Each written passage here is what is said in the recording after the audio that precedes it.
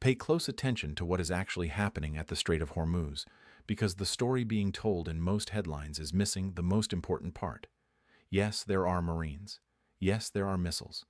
But underneath the combat footage, something far more consequential is unfolding. Tehran has issued a condition for oil tankers passing through the strait. According to CNN, ships with cargo settled in Chinese yuan get through. Ships with cargo settled in US dollars get targeted. That is not a blockade. That is a currency filter on the jugular vein of the global oil supply.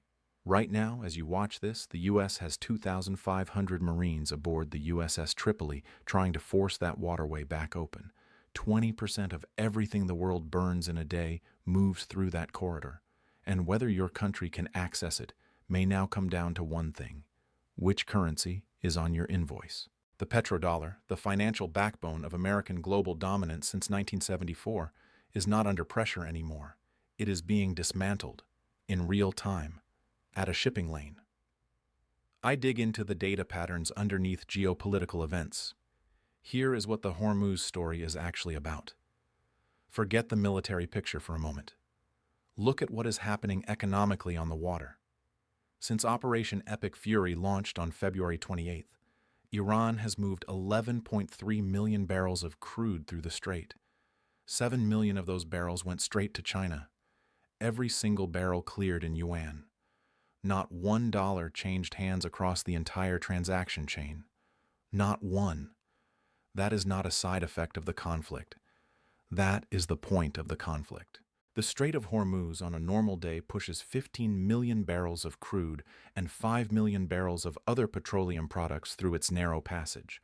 1/3 of every barrel of oil shipped anywhere by sea on this planet moves through that gap. Maersk has stopped. CMA CGM has pulled out. Every major insurer has canceled war risk coverage for the region. At least 16 ships struck. 18 sailors dead. Western commercial shipping has ground to a halt. Beijing's tankers have not missed a single delivery. Karg Island is loading Iranian crude onto Chinese vessels without interruption. Ask yourself why. The answer is not military capability. The answer is a currency denomination on a contract. What Iran built here is not a blockade. A blockade stops everyone. This is a toll booth. Pay in yuan, you pass. Pay in dollars, you burn. The American response tells you exactly how panicked Washington is. 2,500 Marines on the USS Tripoli, elements of the 31st Marine Expeditionary Unit, additional destroyers and amphibious assault vessels staged in the region. Defense Secretary Pete Hegseth just authorized the largest U.S. military deployment to the Middle East since 2003.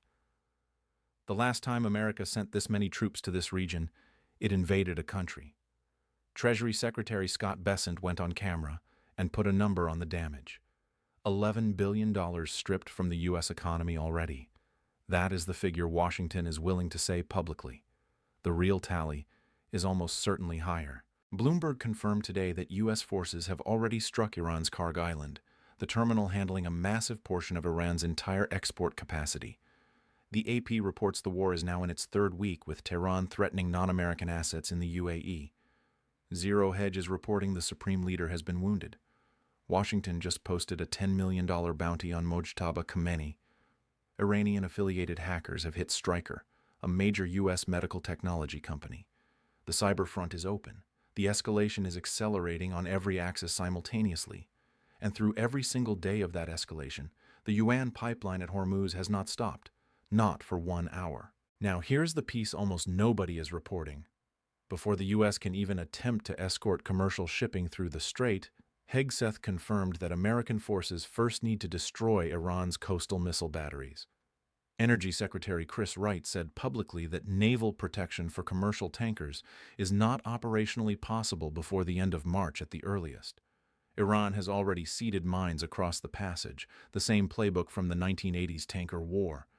The U.S. is trying to fix an economic problem with a military tool that will not be ready for weeks. During those weeks, the Yuan oil economy keeps running, keeps building its track record, keeps proving to every watching government that it works. That proof accumulates every single day Washington spends waiting for its Navy escorts to become operational. You can send 5,000 Marines. But when yuan-denominated cargo sails clean and dollar-denominated cargo sits waiting on a military rescue that has not arrived, the market does not hold its position. It exits. Right now, it is exiting. Stay with the numbers for a moment, because the arithmetic here is what most headlines are not giving you. The petrodollar works like this. Every nation on Earth that needs oil needs dollars to buy it. That global requirement creates a permanent floor under dollar demand that has nothing to do with the strength of the U.S. economy. Oil-exporting nations take those incoming dollars and park them in U.S. Treasury bonds. That recycling loop has financed American deficit spending at artificially low rates for 50 years. It is the hidden engine of U.S. financial supremacy. Nixon killed the gold standard in 1971. The system needed a new anchor. By 1974, Washington had the answer. A deal with Saudi Arabia. All Saudi oil priced in dollars. All surplus dollars recycled into American debt. U.S. military protection for the House of Saud in return. The French called what this gave America an exorbitant privilege. Issue the currency the whole world is forced to use. Push inflation outward instead of absorbing it at home. Run trade deficits forever without the currency crisis that would destroy any other economy. Cut off adversaries simply by blocking their dollar access. Borrow at cheap rates because every oil purchase on the planet cycles back into American debt. Iran is tearing that arrangement apart. Not gradually, right now, at the exact point where the dollar enters the global system, the oil transaction itself. We have already broken down how $2 trillion has been pulled out of U.S. markets. Japan is weighing a sell-off of its treasury holdings. The EU is building financial architecture to reduce dollar exposure. Those breakdowns are in the archive, linked below. Now stack all of that next to a functioning Yuan enforcement mechanism at the single most strategically vital energy passage on Earth. When you line those data points up, you are not looking at a series of unconnected geopolitical events. You are watching a coordinated demolition of the dollar's 50-year monopoly, and it is moving faster than most people realize. Now the math. Because this is where the picture gets brutal for the United States. Roughly 80% of all global oil transactions clear in U.S. dollars today. Hormuz moves approximately 20% of the world's total oil supply. If Iran succeeds in converting even half of that volume to yuan-only clearing, the result is a 10% drop in dollar-denominated oil transactions globally. That might not sound devastating. Here is why it is. Dollar demand from oil trade alone underpins roughly $400 billion in annual treasury purchases from Gulf states. Knock 10% off that demand and you punch a structural hole in American deficit financing at the exact moment when the U.S. is already carrying record debt and paying the highest borrowing costs in a generation. Now look at what is happening inside the U.S. economy today, because this connects directly to your life. Core PCE, the Fed's preferred inflation read, just came in at 3.1%. Wolf Street reported it this morning. Worst print in 2 full years. The Felder report is calling it stagflation today, and they are right. The economy is slowing and prices are still rising simultaneously. The Fed is trapped. Cut rates to help growth, and you pour gasoline on inflation. Raise rates to fight inflation, and you accelerate the slowdown. There is no clean move available. The Daily Economy published a piece this morning on fiscal dominance. The condition where the government's debt load has grown so large it has effectively captured monetary policy. The Fed cannot act independently of what the Treasury can afford to pay in interest. That constraint was already binding before Hormuz. The oil disruption is tightening it further every single day. Trace it all the way home. Energy prices rise from the Hormuz disruption. That feeds directly into the PCE reading. The PCE reading keeps the Fed from cutting. No rate cut means elevated mortgage rates. Elevated mortgage rates are driving the foreclosure wave, the Daily Mail reported today. MoneyLion published state-by-state income data today, showing what salary you need to afford a luxury home right now. The gap between those numbers and what Americans actually earn illustrates exactly how fragile the housing market is. This is one loop. Hormuz is the input that keeps the loop running. And now the part that should genuinely alarm you. Because what the Gulf states have already built makes this situation structurally very difficult to walk back. Before I get into the Saudi infrastructure, The linked video in the description covers the $2 trillion exit from U.S. capital markets in full detail. That breakdown connects directly to everything happening at Hormuz right now. Worth watching before continuing. Now, Saudi Arabia, because this is the piece that makes the situation genuinely hard to reverse. Riyadh has already joined China's mBridge project. That is a multi-central bank digital currency platform built from scratch for instant cross-border Yuan settlement between sovereign institutions. Saudi Arabia has signed a $7 billion Yuan to Rial currency swap with Beijing. It has opened physical gold vaults on the Shanghai Gold Exchange International that allow the kingdom to convert surplus Yuan from oil sales directly into gold. No dollar involved anywhere in that chain. That infrastructure did not go up last week. It has been under construction for years. Russia moved to ruble and yuan oil settlement in 2022. Iran was forced into yuan payments the moment Western sanctions locked out dollar access. Venezuela made the same move. What was missing from this picture until now was a live demonstration, at scale, under military pressure, that yuan-based oil trade actually works when the shooting starts. Iran is running that demonstration right now. Every Chinese tanker that completes a clean transit while a Western vessel sits at anchor waiting for an escort is proof. Proof the infrastructure functions. Proof the system is real.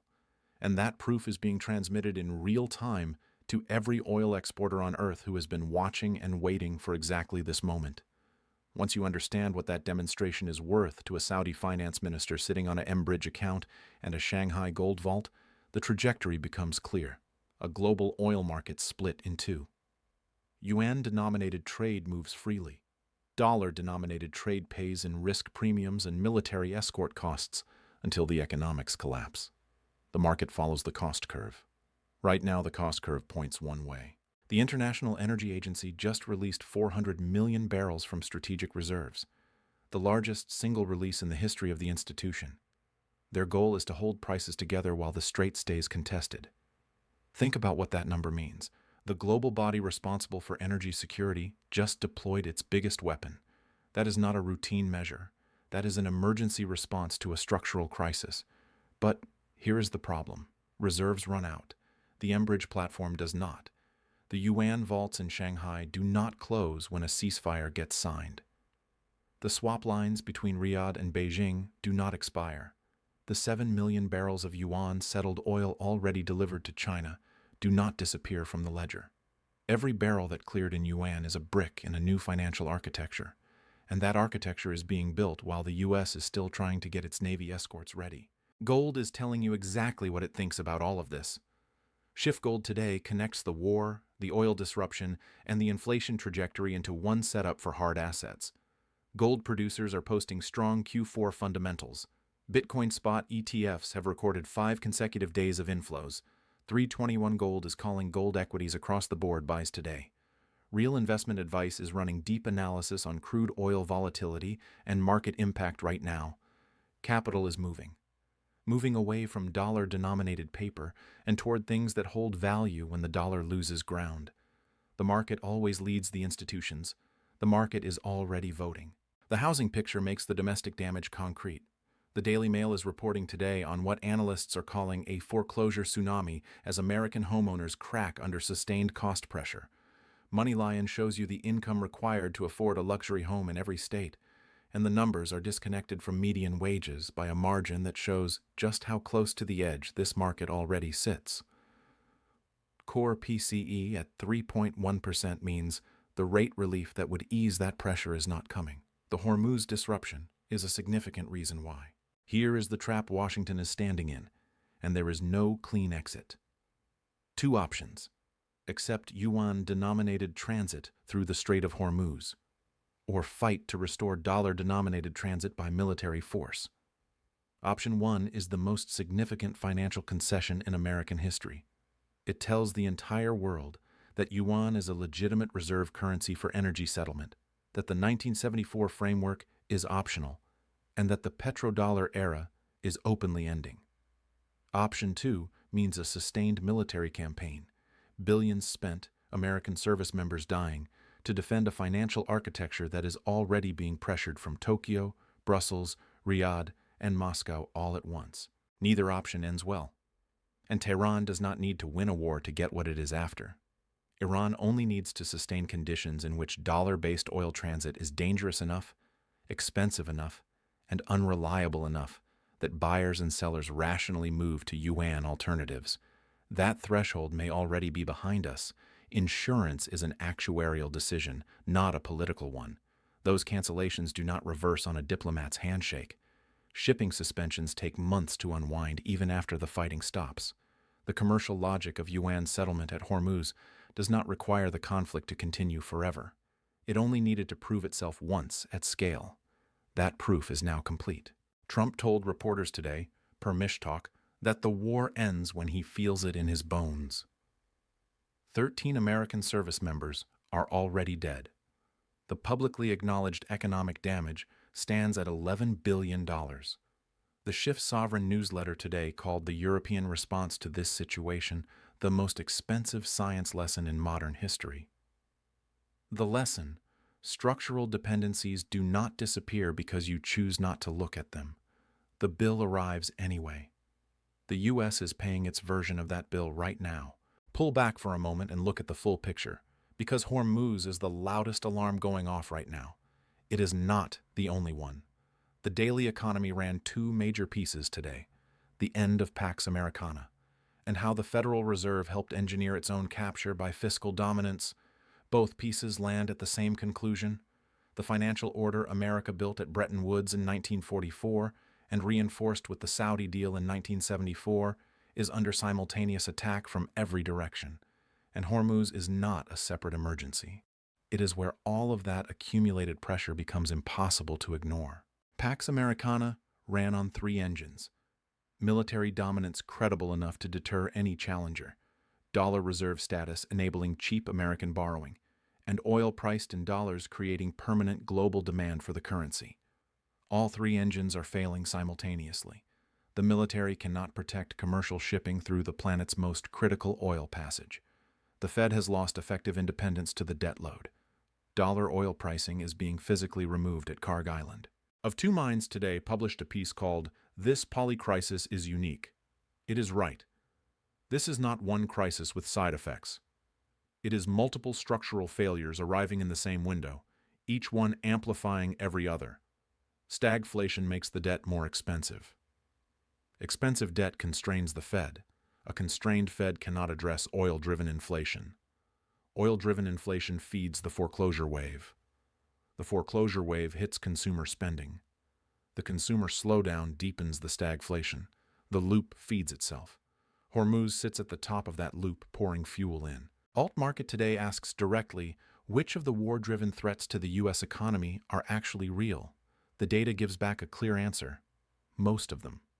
Canada per bomb thrower today is experiencing what analysts call a decade of managed decline, with the current crisis accelerating what was already moving.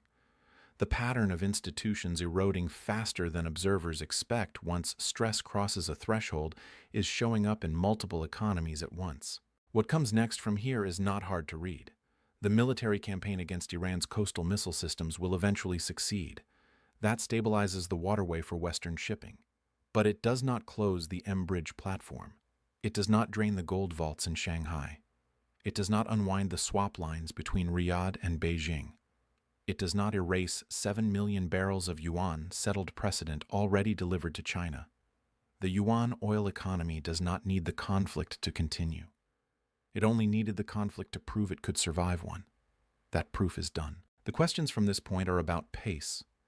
How many oil exporters look at what just happened at Hormuz and decide the moment is right to shift settlement to Yuan? How many Gulf states look at the Saudi infrastructure build-out and conclude the political cover now exists to follow? How fast do the domestic consequences compound inside the United States as the petrodollar flywheel starts losing momentum and $400 billion in annual Gulf Treasury purchases begins to contract? 13 American service members are dead. $11 billion in acknowledged damage. The largest strategic reserve release in history deployed just to hold prices together. Core PCE at its worst level in 2 years. A foreclosure wave mounting. Gold surging. Yuan oil flowing clean through the most consequential energy passage on Earth. The petrodollar is not quietly fading on a spreadsheet somewhere. It is being killed at a shipping lane, enforced by Iranian missiles, paid for in Chinese yuan, while the U.S. military scrambles to hold together a monetary architecture that is fracturing faster than the reinforcements can arrive. Subscribe to Global Daily Wire and hit the notification bell. The data on this story is moving fast, and the pattern only stays clear when you track it daily. We will see you in the next one.